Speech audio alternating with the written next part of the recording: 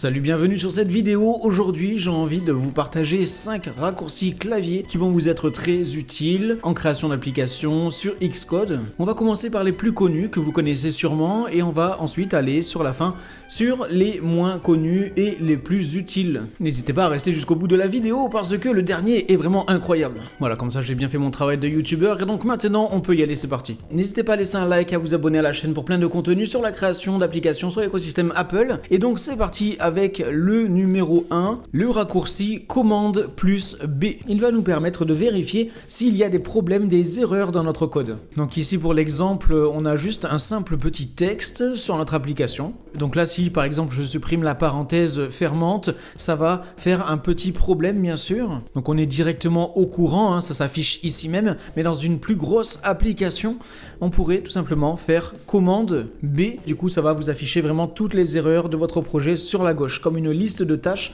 une liste de problèmes à régler. Petite pause très rapide, si vous voulez devenir un expert en création d'applications sur l'écosystème Apple, je vous invite à cliquer sur le premier lien dans la description de la vidéo pour vous inscrire à un cours qui va faire de vous un véritable expert dans le domaine. Vous avez un essai gratuit, donc n'hésitez pas à cliquer sur le lien, rentrez votre email et comme ça vous pourrez directement accéder à la plateforme et vous pourrez commencer à vraiment construire de solides fondations dans le domaine de la création d'applications Apple. Allez, si ça vous intéresse, je vous retrouve de l'autre côté et sinon on continue la vidéo. Et maintenant passons au deuxième raccourci clavier que vous devez aussi peut-être connaître. Il s'agit du commande R, vraiment très pratique, qui va nous permettre de lancer l'application dans le simulateur ou sur un appareil connecté. Donc on est sur notre petit projet, sur notre application avec notre petit texte et donc là pour lancer l'application sur le simulateur, par exemple sur un iPhone 16 Pro, on pourrait tout simplement appuyer sur le petit bouton play en haut à gauche, mais à la place on peut utiliser le raccourci clavier commande R.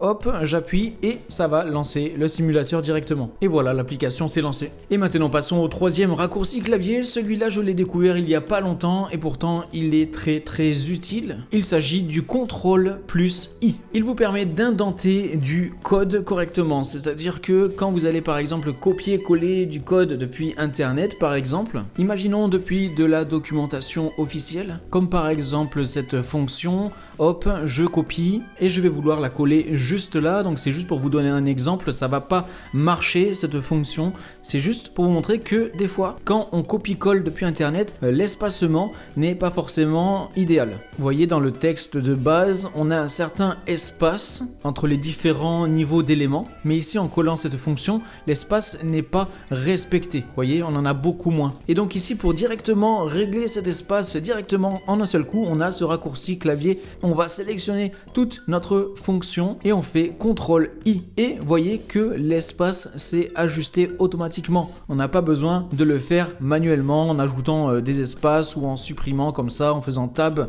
Non, on a juste à tout sélectionner et faire CTRL-I. Et maintenant passons au quatrième raccourci clavier. Attention, le cinquième est vraiment très utile. Là aussi, je ne le connaissais pas jusqu'à récemment. Mais avant ça, le numéro 4, le commande plus K. Il vous permet d'ouvrir le clavier virtuel sur le simulateur. Pour vous donner un exemple pratique, ici, je vais mettre un petit text field, donc un champ de texte dans lequel on va pouvoir écrire au clavier. Je le mets dans un petit formulaire et voilà, ça ressemble à ça dans la preview. Et donc maintenant, je vais lancer cette application dans le simulateur avec commande R, on s'en souvient. Et voilà notre champ de texte et on va pouvoir appuyer dessus pour écrire notre texte à l'intérieur. Et par défaut, ça va vous ouvrir le clavier virtuel. C'est parfait, on peut écrire ici, c'est nickel.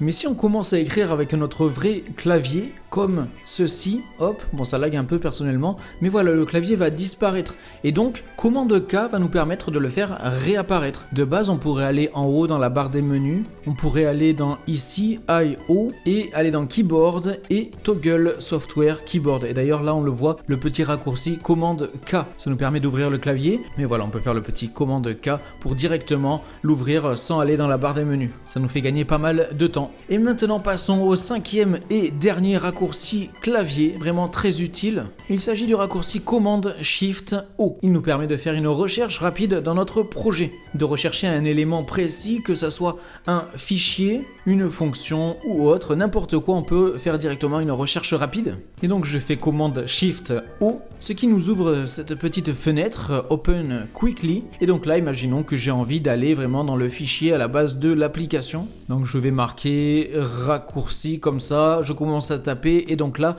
on a plusieurs possibilités. Moi je cherche ce fichier là, donc on descend avec les flèches, on fait entrer et ça nous amène directement dessus. Et donc ça marche vraiment pour n'importe quoi. Par exemple, on pourrait vite fait ici créer une fonction qui, quand elle est exécutée, affiche dans la console le message hello. Donc là imaginons on est dans un autre fichier, on cherche cette fonction en particulier, on sait comment elle s'appelle, mais notre projet est énorme, on veut directement aller dessus plus rapidement, donc on fait Shift commande O pour ouvrir la barre de recherche et là on va marquer le nom de la fonction, say, et voilà, on a plusieurs possibilités, on fait entrer sur say hello et ça nous amène directement sur la fonction. Là aussi un raccourci très utile. Et donc maintenant, pour mettre tout cela en pratique, je vous invite à en sélectionner un, celui qui vous intéresse le plus, que vous ne connaissez pas et que vous avez envie de connaître. Je vous invite à le sélectionner, imaginons que ce soit le commande Shift O, et donc pour ne pas l'oublier, eh bien je vous invite, si vous avez un petit peu de temps, à ouvrir Xcode et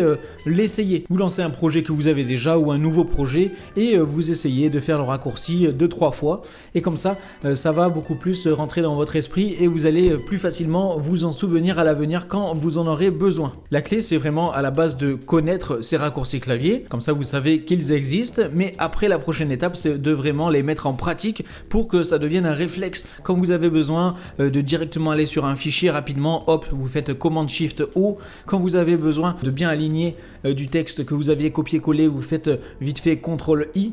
Le but, c'est que vraiment ça devienne un réflexe pour vous faire gagner énormément de temps. Et donc voilà, c'est la fin de cette vidéo. N'oubliez pas de laisser un like, de vous abonner à la chaîne et moi je vous dis à très bientôt pour une prochaine vidéo. Allez, salut!